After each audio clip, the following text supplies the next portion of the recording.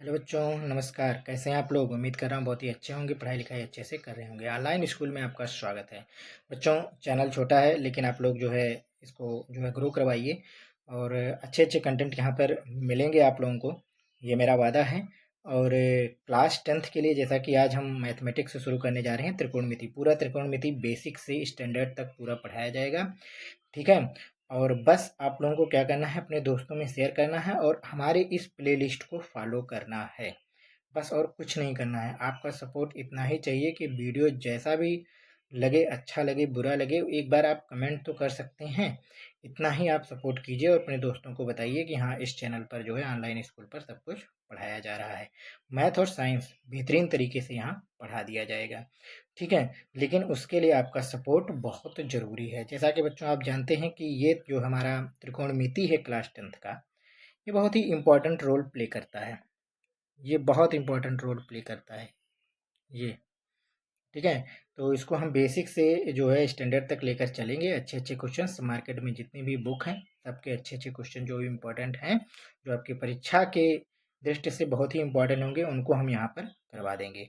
जैसा कि आप देख रहे हैं पीपीटी के फॉर्म में लगाया गया है। तो हम लोग चलते हैं, पहले बेसिक समझते हैं कहाँ से इसकी शुरुआत होती है। चलिए, ब्लैंक पेज हमने एक ले लिया है। आपको बताएं कि जब भी आप त्रिकोणमिति पढ़ेंगे, उसके लिए आपको समकोण त्रिभुज के बारे में ज्ञान होना बहुत आवश्यक है। त्रिभुज कौन सा है? समकोण त्रिभुज। कौन सा त्रिभुज? समकोण त्रिभुज। समकोण त्रिभुज के बारे में ज्ञात होना आवश्यक है। और समकोण त्रिभुज क्या होता है, ये आप देख रहे हैं। ये यहाँ पर जो कोण बना हुआ है, ये कितने अंश का होना चाहिए? 90 अंश का। ठीक है।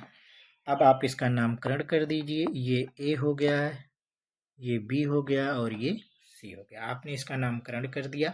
और इस जो है समकोण त्रिभुज में जब भी आप देखेंगे तो ये जो है ना, ये कहलाता है आधार। ठीक है। और ये यहाँ से यहाँ तक ये लंब कहलाता है। ये क्या कहलाता है? लंब कहलाता है। और ये जो आड़ी तिरछी लाइन है, ये कर्ण कहलाता है। ये क्या कहलाता है बेटा? कर्ण। ठीक है। तो ये आधार हो गया, ये लंब हो गया, ये कर्ण हो गया। अच्छा, एक पॉइंट नोट करना कि ये आधार तभी तक है बेटा जब तक ये कोण थीटा है, तभी ये आधार है। ये जो आधार आपको दिख रहा है, ये ये ये आधार तभी तक है जब तक कोण थीटा है। और जैसे ही कोण यहाँ चेंज हो गया, यानी कि थीटा यहाँ आ गया, उसके केस में आधार ये हो जाएगा। ये पॉइंट बिल्कुल नोट करके रख लेना। ठीक है। और लंब यहाँ आ जाएगा। जैसे ही कोण थीटा आपका बदला, तो आधार और लंब आपस में क्या हो जाएंगे? बदल जाएंगे। अब मैं आता हूँ, जो आपका मेन यहाँ पे एक फार्मूला होता है, जिसकी मदद से हम पूरा संपूर्ण त्रिभुज धीरे धीरे आगे बढ़ेंगे। तो आप लोग 8 क्लास में पढ़े होंगे, 9th क्लास में पढ़े होंगे, पाइथागोरस प्रमेय।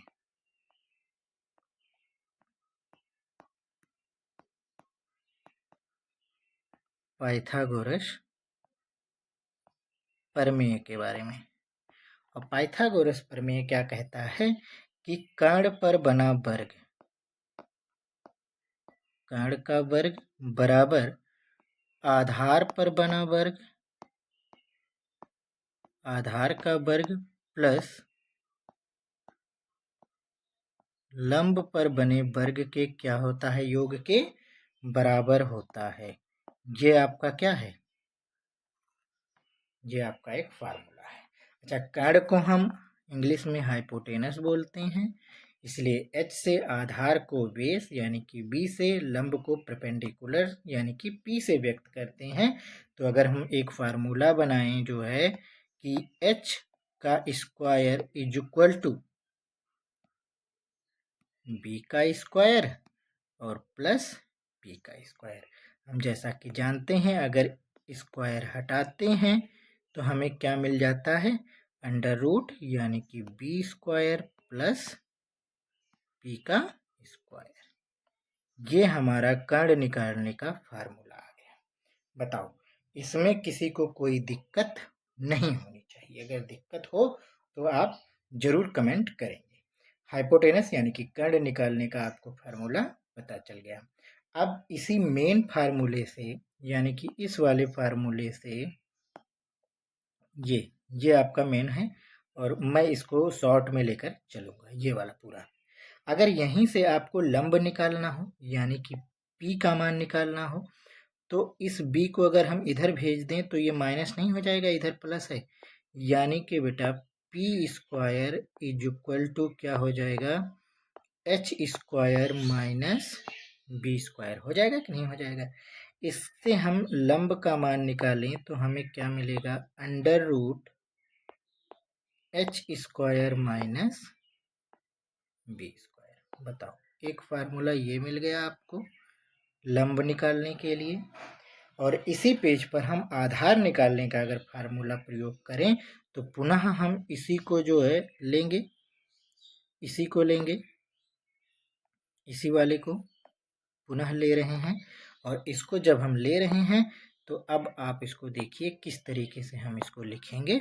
देखो, अगर हम b को वहीं रहने दें और p को इधर कर दें, यहाँ देखना आप, अगर हम b स्क्वायर को वहीं रहने दें तो h square minus p square, एक मिनट बेटा ये गलत हो गया,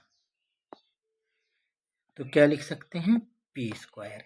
तो भैया b बराबर क्या हो जाएगा, under root h square minus p square.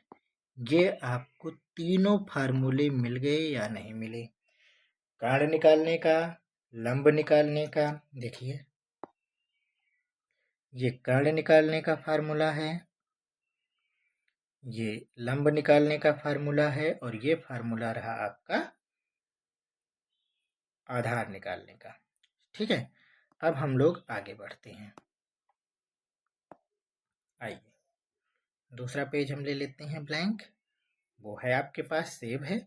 अब हम क्या होगा, एक सवाल लेते हैं, हम देखेंगे कैसे निकालेंगे। मान लीजिए हमारे पास एक कोई समकोण त्रिभुज है, समकोण त्रिभुज है। मैं एक क्वेश्चन यहाँ पे पहला क्वेश्चन दे दूं। एक मान लीजिए हमारे पास एक समकोण त्रिभुज है, ठीक है। इस समकोण त्रिभुज में मान लीजिए मैं नामकरण भी दे दूं,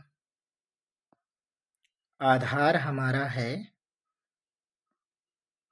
6 सेंटीमीटर और लंब हमारा है 8 सेंटीमीटर। तो हम कर्ण को कैसे फाइंड आउट करेंगे, h को कैसे निकालेंगे, यही हमारा क्या है, क्वेश्चन है। आइए हम लोग इसको सॉल्व करते हैं। सबसे पहले हम देखेंगे हमारा फार्मूला, ये देखो, ये वाला फार्मूला हमारा लगेगा या नहीं लगेगा, यही वाला फार्मूला हम प्रयोग करेंगे, प्रयोग करने चल रहे हैं। आइए देखते हैं। तो h बराबर, जैसा कि हम फार्मूले में पढ़े हैं, अंडर रूट क्या होता है बेटा, b का स्क्वायर प्लस p का स्क्वायर। यानी कि h इज इक्वल टू, अब हम b का स्क्वायर, b मतलब क्या, आधार, आधार आपका कितना दे रखा है 6, और प्लस p का स्क्वायर परपेंडिकुलर कितना दे रखा है 8 का स्क्वायर। यानी कि h का स्क्वायर इज इक्वल टू कितना हो जाएगा 36 प्लस 64। यानी कि h इज इक्वल टू कितना हो गया बेटा, दोनों को जोड़ेंगे 6 4 10, 6 3 9 और 1 10। यानी कि जब भी हम इसका अंडर रूट निकालेंगे तो कितना आ जाएगा 10। हाइपोटेनस कर्ण का मान कितना आ गया 10, है ना सिंपल। तो इसी तरीके से आज हम ये बेसिक सीखे कि हम पाइथागोरस प्रमेय का प्रयोग करके किस तरीके से इस सवाल को हम लगा सकते हैं। तो हमने आपको कर्ण निकालना सिखा दिया है। मैं एक दो क्वेश्चन आपको दे रहा हूँ, जिससे एक दो क्वेश्चन को उसको आप ट्राई कीजिए और फिर हम लोग आगे बढ़ेंगे। ठीक है, चलिए एक क्वेश्चन मैं यहाँ पे लिख दूँ, क्वेश्चन नंबर 2। अगर हम आपको एक जो है समकोण त्रिभुज दें, ठीक है, इसे आपको लगाना है, ये 90 डिग्री है, ठीक है, इसका जो है कर्ण 13 दे रखा है और इसका जो है लंब 12 दे रखा है, 12 सेंटीमीटर। आपको आधार फाइंड आउट करना है। कैसे निकालेंगे इसको, इसी को आपको बताना है। एक क्वेश्चन ये रहा आपका, एक क्वेश्चन कहिए तो और दे दें, एक क्वेश्चन नंबर 3, और हम कल इस पे डिस्कशन करेंगे। और अगर आंसर आता है तो आप लोग कमेंट करके ज़रूर बताइए। चलिए, इसमें जो है मान लीजिए आधार आपका 3 है, कर्ण आपका 5 है, तो आपको क्या करना है, ये 90 डिग्री है, समकोणीय त्रिभुज है, आपको P का मान फाइंड आउट करना है। आप इसको बताइए, ठीक है। ये इतने क्वेश्चन आपको हमने दिए हैं, 2 क्वेश्चन, इसको आपको लगाना है। तो बाकी बीच का जो वो भी है, मतलब पीपीटी में जो है वो आपको भेज दिया जाएगा, लेकिन उसमें बहुत ध्यान नहीं देना है आपको। अगर बहुत स्लो लग रहा हो कि मैं बहुत स्लो पढ़ा रहा हूँ, तो आप वीडियो को जो है थोड़ा तेज स्पीड में करके आप देख सकते हैं। आज हम लोगों ने क्या पढ़ा, एक बार देख लें। समकोण त्रिभुज पढ़ा हम लोगों ने। समकोण त्रिभुज में ये समकोण त्रिभुज पढ़ा हमने, ठीक है। समकोण त्रिभुज में हमने पाइथागोरस प्रमेय के बारे में पढ़ा, जो कर्ण पर बना वर्ग इक्वल टू क्या होता है, आधार पर बना वर्ग और लंब पर बने वर्ग के योग के बराबर होता है। तो हमने कर्ण निकालने का फार्मूला, लंब निकालने का फार्मूला और आधार निकालने का फार्मूला पढ़ लिया है।